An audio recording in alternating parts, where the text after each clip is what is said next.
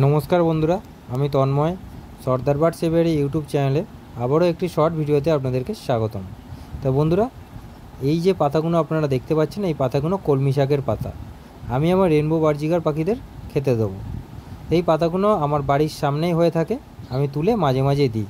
আজকে আমি আপনাদের সাথে শেয়ার করলাম যে এই কলমি শাকের পাতা এই গরমকালে পাখিদেরকে যদি দেওয়া হয় তার কি উপকারিতা আছে সেটা আপনারা জেনে রাখুন।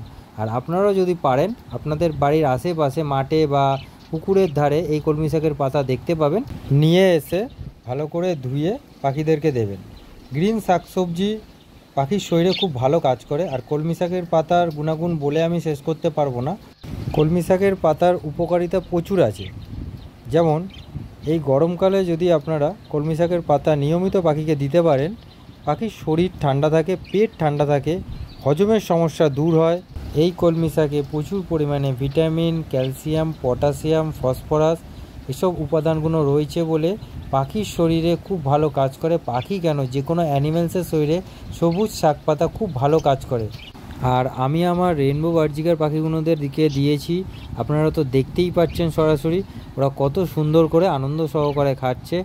আর সবুজ শাক পাতা আমি আমার পাখিদেরকে যখনই দিই ওরা খুব ভালো করে এনজয় করে খায়। তো আপনারাও চেষ্টা করুন, আজ থেকেই শুরু করুন, সবুজ শাক পাতা পাখিদেরকে দেওয়ার চেষ্টা করুন। বন্ধুরা, সবুজ শাক পাতা খাওয়ানোর আগে কিছু সতর্ক মেনে আপনাদেরকে চলতে হবে। বর্ষাকালে সবুজ শাক পাতা খাওয়ানো যাবে না। পাখির ভাড়ে যদি বাচ্চা থাকে তখনও সবুজ শাক পাতা খাওয়ানো যাবে না, তাহলে বাচ্চা পাখির ডায়রিয়া লেগে যাবে, ভিজে ভিজে পায়খানা করবে।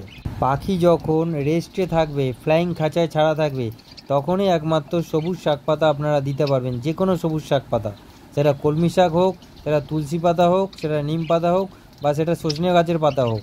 আরও দু একটা সতর্ক আপনাদেরকে করে রাখি, বাজার থেকে সরাসরি কলমি শাকের পাতা এনে পাখিকে দেবেন না।